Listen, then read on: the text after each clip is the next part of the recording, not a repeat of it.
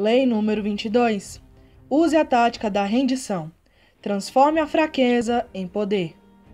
Se você é o mais fraco, não lute só por uma questão de honra. É preferível se render. Rendendo-se, você tem tempo para se recuperar, tempo para atormentar e irritar o seu conquistador, tempo para esperar que ele perca o seu poder. Não lhe dê a satisfação de lutar e derrotar você. Renda-se antes. Oferecendo a outra face, você o enraivece e desequilibra. Faça da rendição um instrumento de poder.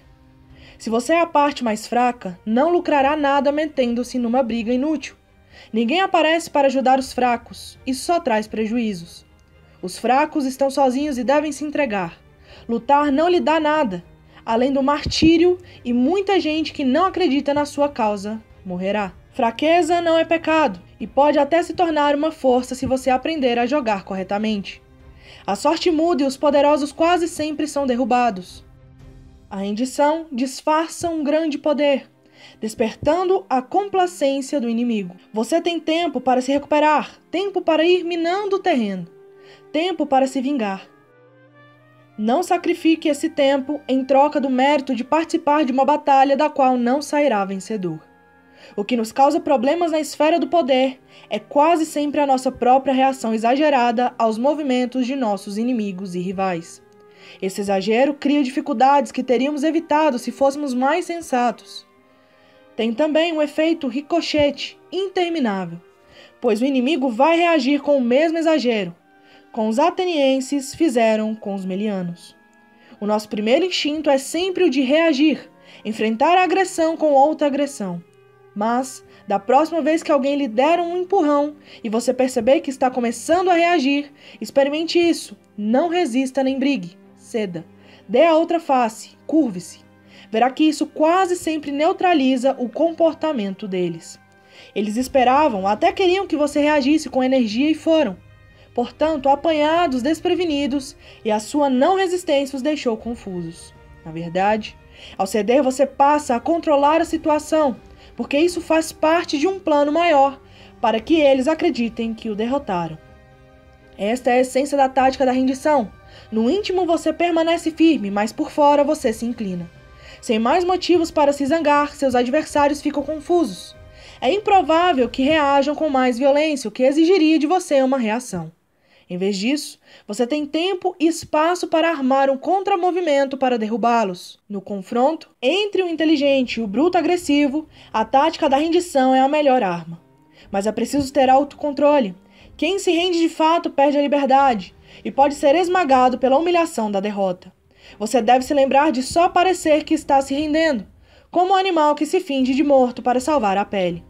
Vimos que é melhor se render do que brigar, diante de um adversário mais forte e da garantia de uma derrota. Quase sempre é melhor se render do que sair correndo. Na hora, a fuga pode ser a salvação, mas o agressor acabará alcançando você. Rendendo-se, entretanto, você terá a oportunidade de se enroscar no inimigo e atacá-lo com unhas e dentes bem de perto. Quando o comércio exterior começou a ameaçar a independência do Japão, em meados do século XIX, os japoneses discutiram como derrotar os estrangeiros. O ministro Hotta Masayoshi escreveu um memorando em 1857 que influenciou a política japonesa durante muitos anos. Estou, portanto, convencido de que a nossa política deveria ser fazer alianças cordiais, enviar navios a todos os países estrangeiros e fazer comércio com eles. Copiar os estrangeiros naquilo que eles fazem de melhor, reparando assim as nossas próprias deficiências, incentivando a nossa força nacional e completando nossos armamentos, e submeter assim gradualmente os estrangeiros à nossa influência até que no final, todos os países do mundo conheçam as bênçãos da perfeita tranquilidade e a nossa hegemonia seja reconhecida no mundo inteiro.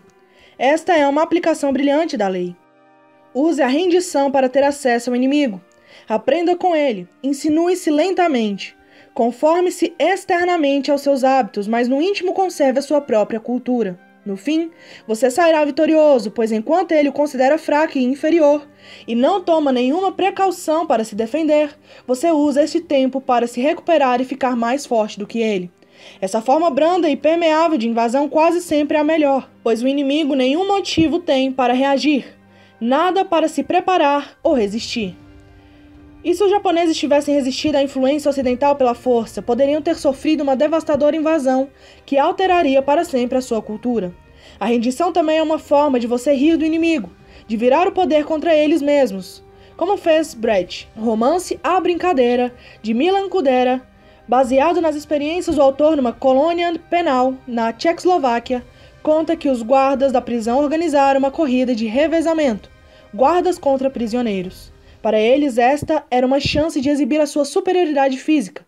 Os prisioneiros sabiam que era para eles perderem, por isso fizeram tudo para agradar, fingindo um esforço exagerado enquanto mal se mexiam, caindo no chão depois de correr só alguns metros, capengando, andando cada vez mais devagar, enquanto os guardas disparavam na frente.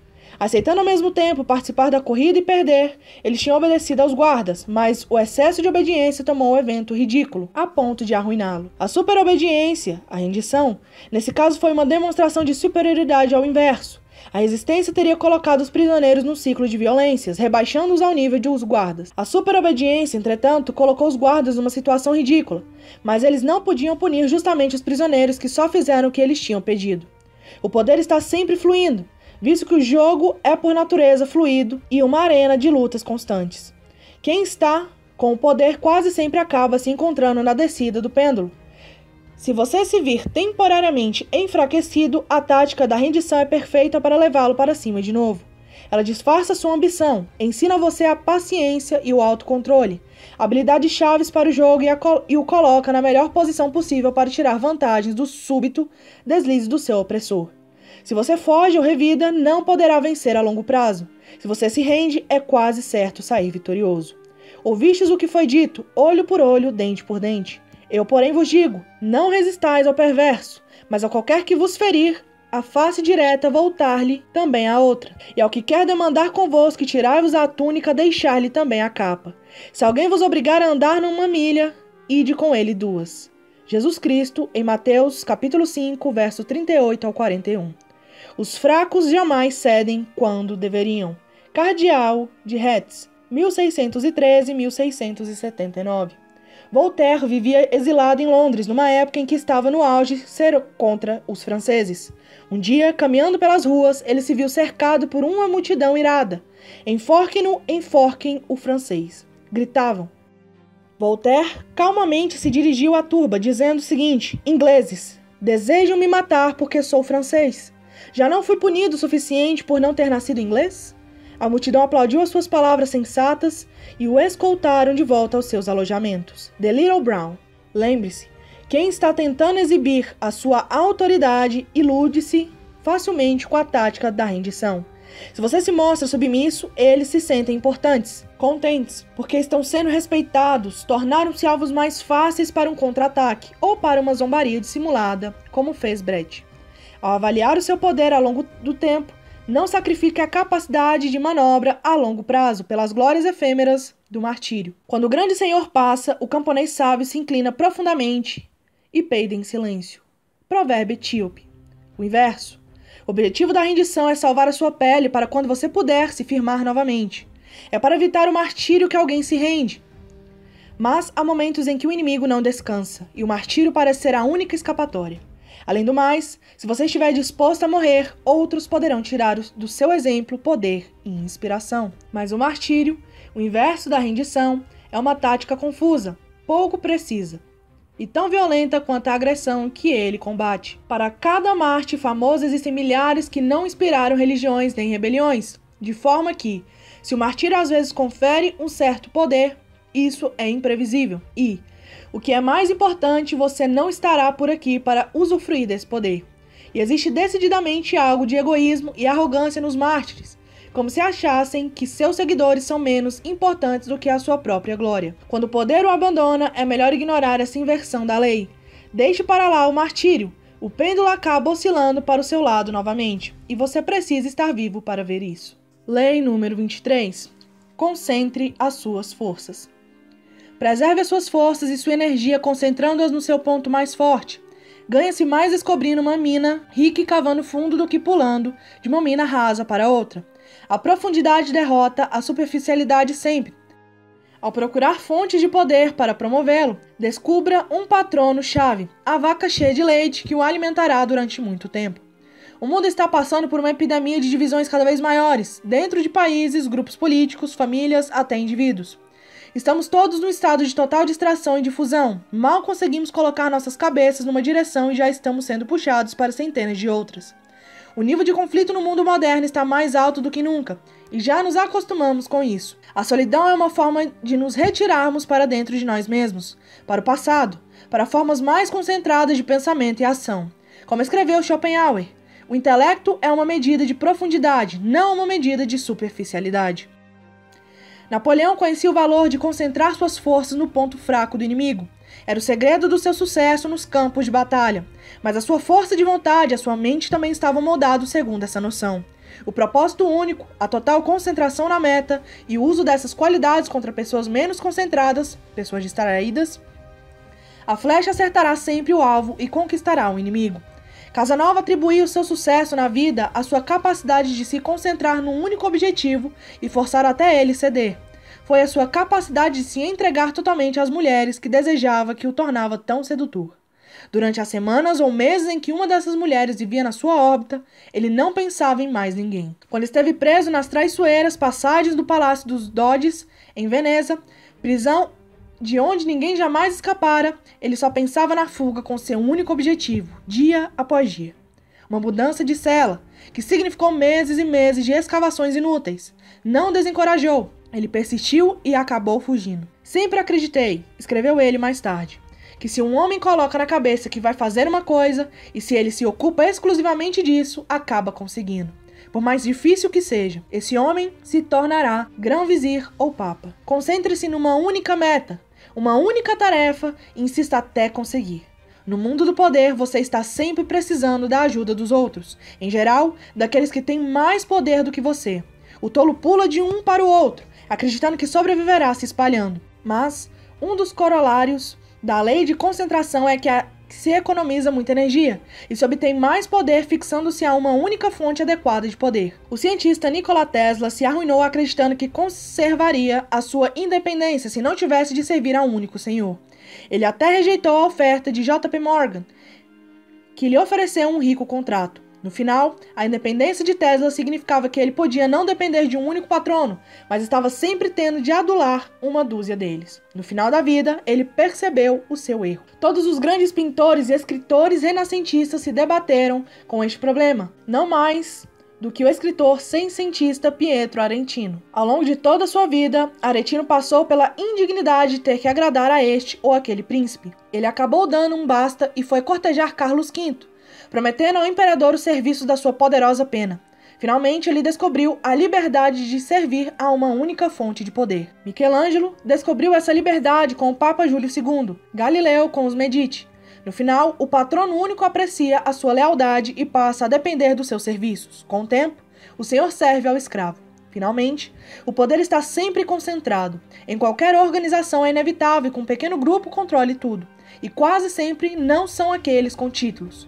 No jogo do poder, apenas o tolo golpeia aqui e ali sem fixar a sua meta. É preciso descobrir quem controla as operações, quem realmente dirige a cena por trás dos bastidores, como Richelieu descobriu no início da sua ascensão ao topo do cenário político francês no início do século XVII. Não era o rei Luís XIII que decidia as coisas, era a mãe dele. Portanto, ele se ligou a ela e passou por cima de todos os níveis dos cortesãos, direto para o topo. Basta encontrar petróleo uma vez, sua riqueza e poder estão garantidos pelo resto da vida. A melhor estratégia é ser sempre muito forte, primeiro em geral, depois no momento decisivo. Não há lei de estratégia melhor e mais simples do que manter as próprias forças concentradas. Em resumo, o primeiro princípio é: haja com a máxima concentração. Da guerra, Karl von Clausewitz, 1780-1831. Preze a profundidade mais do que a superficialidade. A perfeição está na qualidade, não na quantidade. O superficial não sai da mediocridade e a desgraça dos homens com interesses amplos e generalizados é que, enquanto desejam comandar tudo, acabam não comandando nada. A profundidade da fama e equivale ao heroísmo em questões sublimes. Baltazar Gracian, 1601-1658. O inverso.